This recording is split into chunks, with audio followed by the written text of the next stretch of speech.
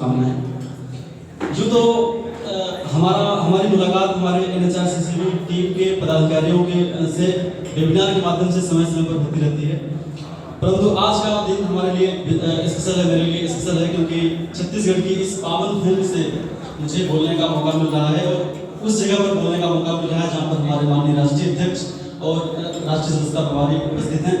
मैं जैसा कि मुझे कहा गया मानवाधिकार दिवस पर बोलने के लिए, छत्तीसगढ़ के मेरे भाइयों, मानवाधिकार नामक का विषय जब भी हमारे स्कूल पटल पर आता है तो अमूमन हम अंतर्राष्ट्रीय यूनाइटेड नेशन की ह्यूमन राइट काउंसिल के बारे में हम जानने का प्रयास करते हैं। मैं आप सभी का ध्यान इस ओर ले जाना चाहता हूं कि मानवाधिकार का जो विषय है वो केवल ह्यूमन राइट ऑर्गेनाइजेशन यानी यूनाइटेड नेशन की ह्यूमन राइट काउंसिल का ही दिया हुआ नहीं है।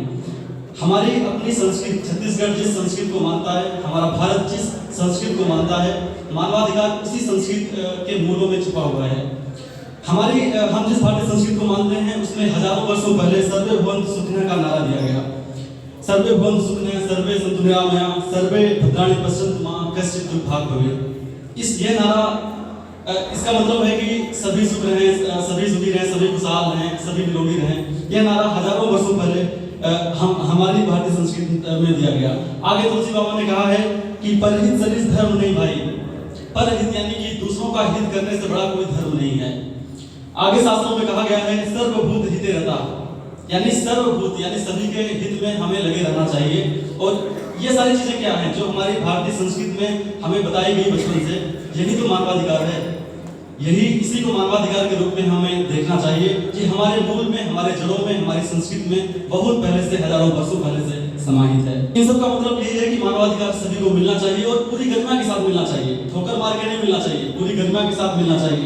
मुझे याद है कोरोना नामक महामारी के संकट के समय हमारे देश को गुजरना पड़ा और हमारे छत्तीसगढ़ की सशक्त टीम छोटे स्तर पर ही सही, उन्होंने सर्वे भवन्तु सुखिनः की इसी विचारधारा को आगे बढ़ाने के लिए कार्य किया। छोटी जगह से प्रारंभ किया, लेकिन उन्होंने काम किया। साथियों, हम जानते हैं जनजातीय विविधता से भरे हमारे छत्तीसगढ़ में एक बड़ा वर्ग गरीब है। मैंने हाल ही में नीति आयोग भारत सरकार की एक रिपोर्ट पढ़ी, उसमें बताया गया कि छत्तीसगढ़ की 40%